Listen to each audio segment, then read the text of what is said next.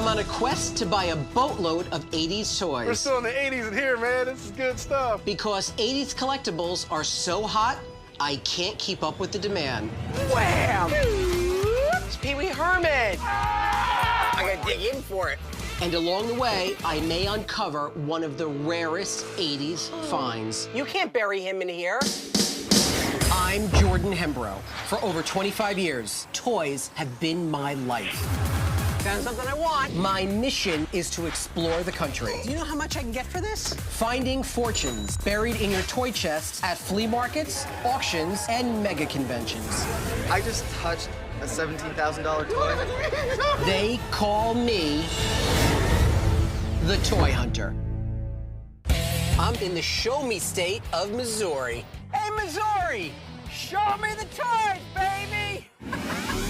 I'll admit, I've been going a little overboard lately on my toy spending, so I'm feeling a little cash strapped. But there's one type of toy I can sell quick any day of the week, and that's 80s toys. Panther. This is worth money. Oh, it's Bill and Ted. Cowabunga, dude. I'll give you $1,000 right now. A lot of my clientele grew up in the 80s. Right around now, you've got the money to buy all these toys back from your childhood. So my goal while I'm in town is to focus exclusively on 80s toys. My first stop is Fenton, Missouri with Eric. A lot of people have toys from the 80s, but not a lot of people have valuable toys from the 80s. Here's hoping Eric is the latter. Eric? Jordan. Hey. My name is Eric, and I'm a little bit of a toy geek. This is the stash. It's clean. I always kept the boxes for my toys in good condition. I think it'll be worth it in the long run. This isn't a toy room. I feel like I'm in Crate and Barrel or something. Eric's got his toys perfectly organized. He even labeled them, which makes finding them really easy, but buying them a little bit harder because organizers know exactly what their toys are worth. Oh. This stuff is fantastic. This is all the classic Lego space sets. There's a few of them in there. I was a child of the 70s. I grew up with Lego. Lego is 2 Danish words, which means play well. Anything was possible with Lego. 19 billion Lego bricks are produced each year.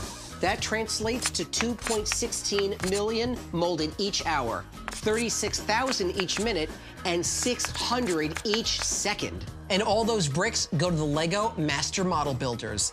Master Builders are responsible for all the brilliant blueprints that come with your Lego sets. How cool a job is that? I mean, come on. Even David Beckham said that if he wasn't such a star on the soccer field, that would have been his dream job.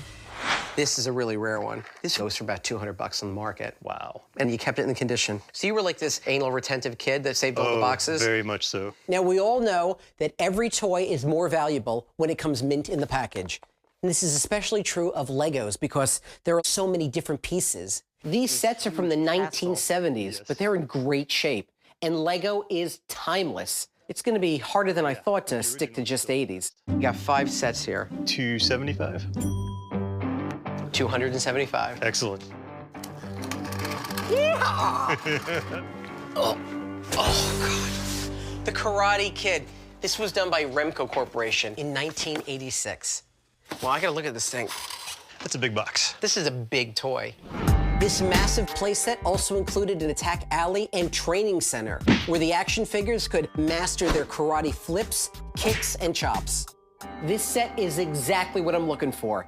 It's big and eye-catching, and I should be able to flip it quick for big money. Do you remember the movie? I do. Did you watch it? Oh, yeah. I watched it many times. I was really able to relate to Daniel because he was like an outcast at school, just like me. In the final tournament, he was like this. Wham!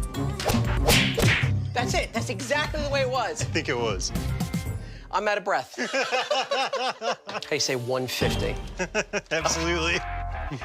So far, I've been buying more older toys than the fast-selling 80s toys that I really need.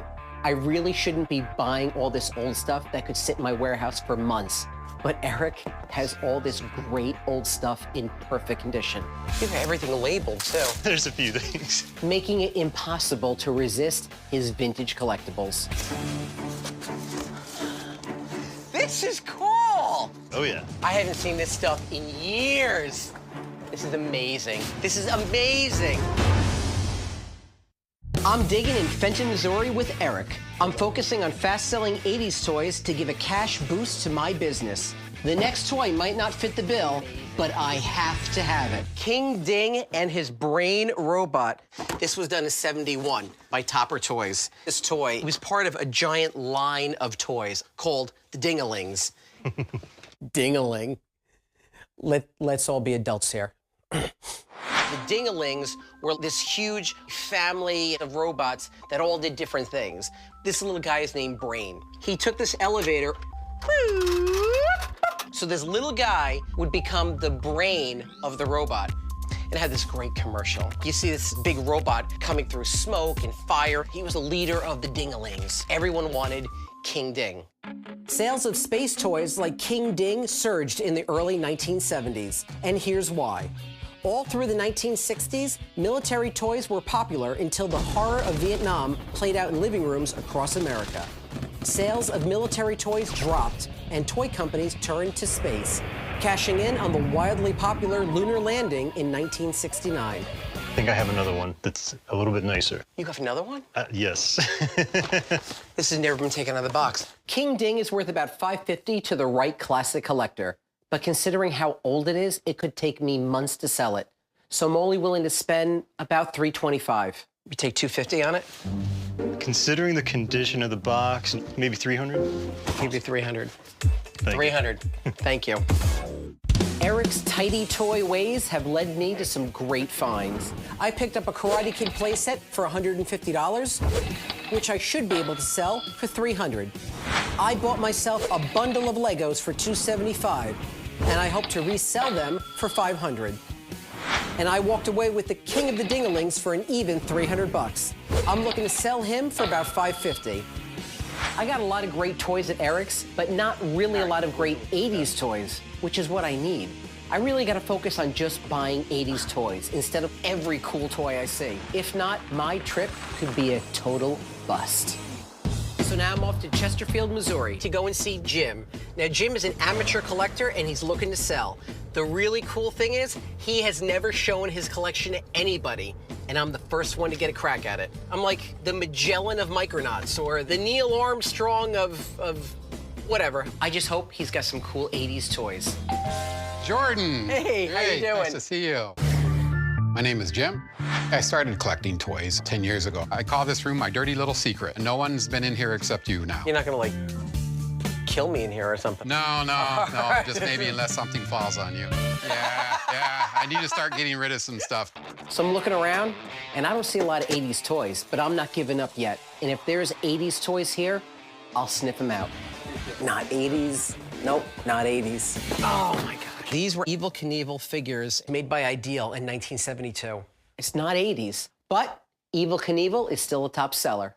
Evel Knievel was this huge stuntman back in the 1970s. He jumped the fountain in Caesar's Palace. Then he jumped Snake Mountain with that big rocket-firing car. In real life, he was an insurance salesman. Wow. One day, he's sitting there writing a policy and going, you know what, screw this, I'm gonna go jump a car. Yeah, I wonder if he owned his own policy.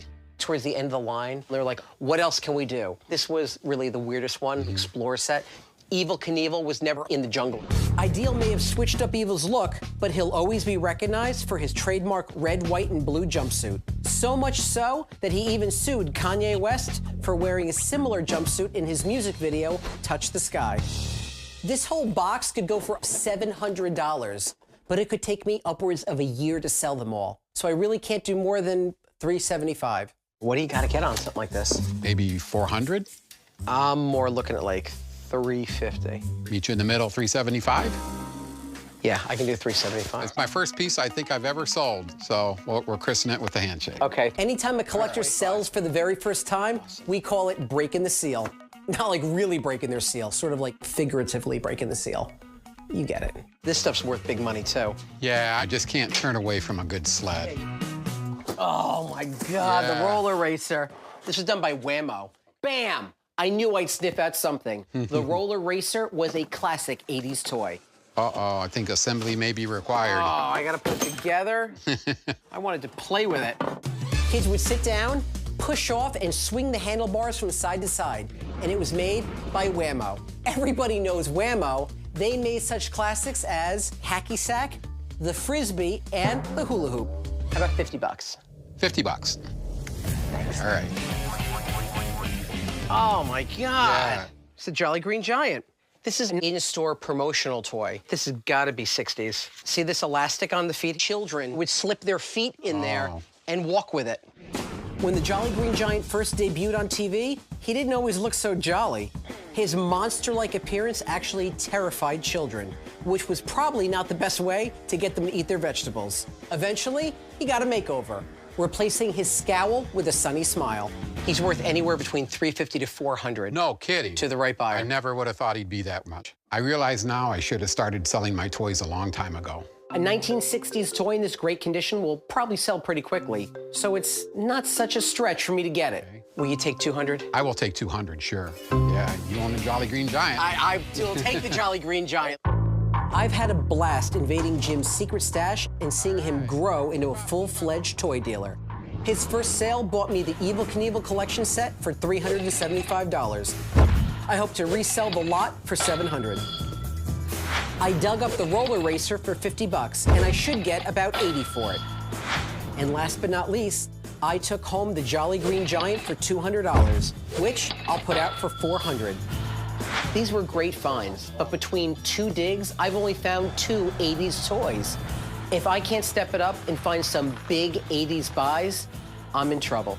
And my last chance is down this lonely, dark road at my final stop. Wish me luck.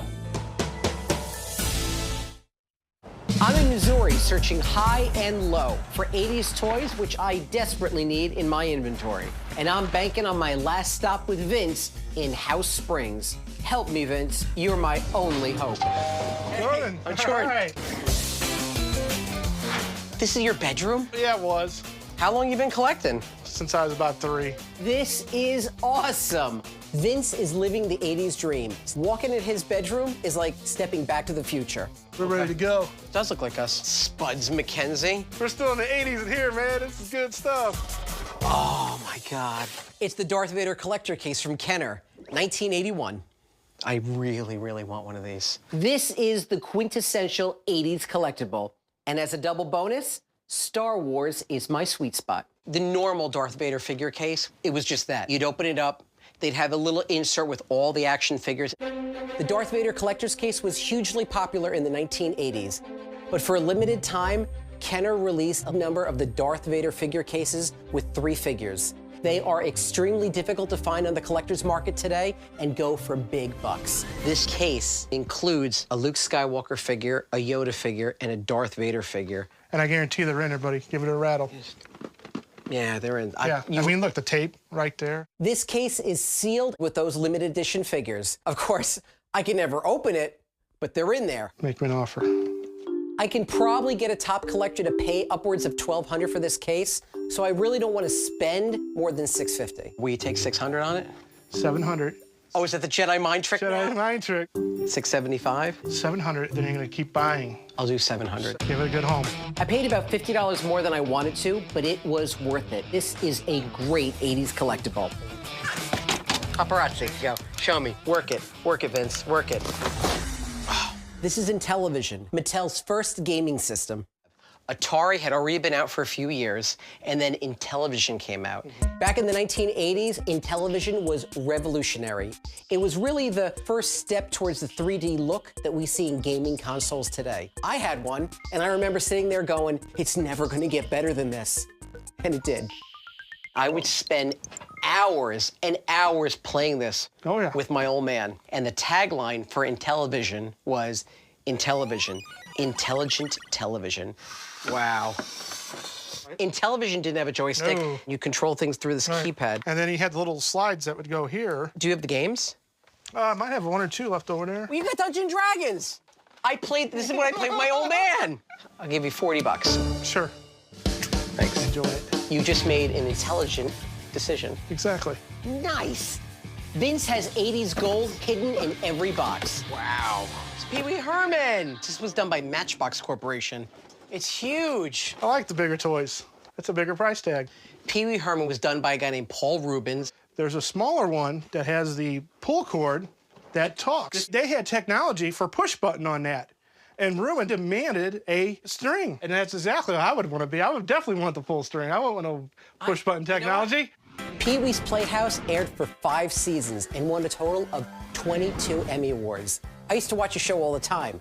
My favorite part is when a character said a secret word, and that was code for people screaming really, really loud. Like 65? 65. Cash. Oh, was that the word of the day? Word of the day! Vince's 80s stash has really saved my trip. You got the A-Team. Stay in school, don't do the drugs. That's your Mr. T impression? I was afraid of that guy, Mr. T. Still am. I wonder what else he's hiding. Thank you. Thank you. All right. And you. Oh, yeah. Why is he buried in here? You can't bury him in here. This could be one of the rarest 80s toys I have ever found. You know what it is, right? Oh, yeah. It is the real McCoy. It is it. I'm in House Springs, Missouri with Vince. I'm loading up on 80s toys because they'll fly off the shelves in my warehouse back home. And I just found one of the most mysterious collectibles of the 80s. Oh, yeah. You can't bury this. It's a Wonder Bread He-Man. Yes, it is. These first hit the market in the early 80s. I'm having a moment right now. Yeah. Oh, my God. It is the real McCoy. It is it. Everyone calls it the Wonder Bread He-Man because the way the legend goes, you were able to fill out a form Yes. through Wonder Bread, and you Right. got this figure. Some people thought it was attached to the Conan line. I've actually never seen the real figure. Yeah. I mean, you're really talking about a mystery. The original He-Man and this figure are lost brothers from another mother. Although their bodies have similar builds, the color schemes make them very different. This figure has brown hair, not blonde, and his boots and belt are a different color. Why is he this way? No one really knows, and that mystery drives up the interest. Now I want to hunt for the story behind the toy. This mystery He-Man looks so much like the real thing that it's actually easy to fake. Now, I've seen these before, and my gut tells me this is the real deal.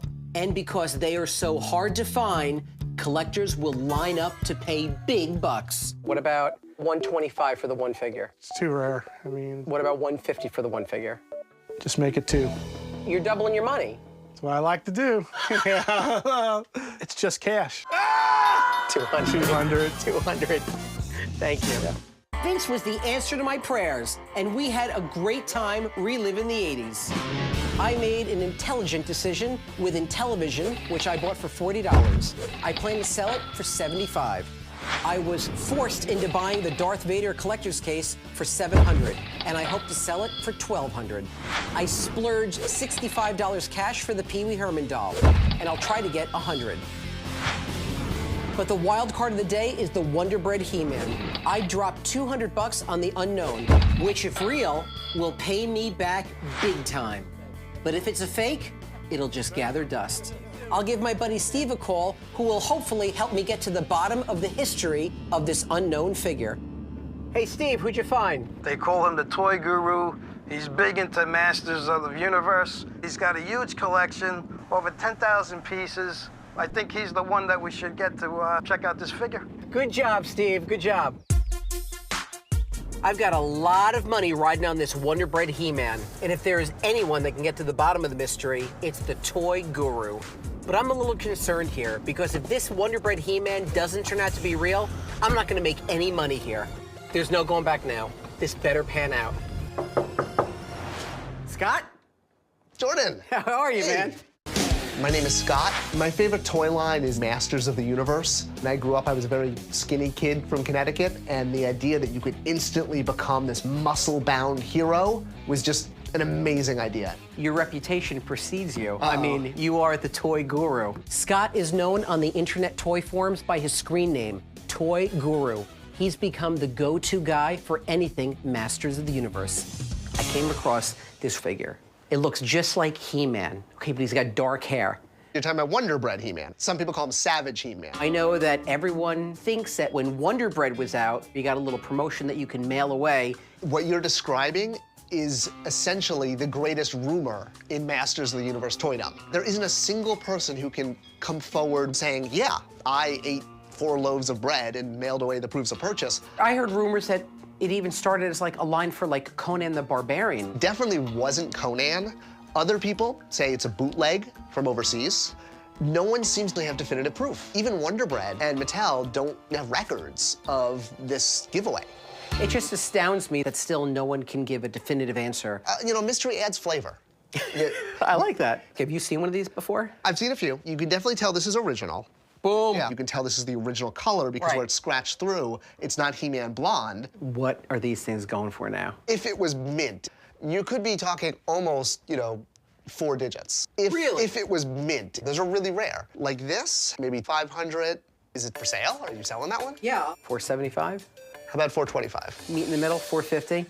If 450 keeps this in my collection, I'll go 450. Congratulations, All right, can we you do got it? a Wonder Bread He-Man. My first. There you go. My trip to Missouri was a huge success. I bought lots of great 80s toys, which I know will sell fast. Altogether, I should make about $2,000 from my haul. Not only that, I took a big risk on that Wonder Bread He-Man, and it paid off. That's just icing on the cake. Can I come back? You keep bringing me stuff like that, you I can will come keep back selling you anytime. stuff all day long.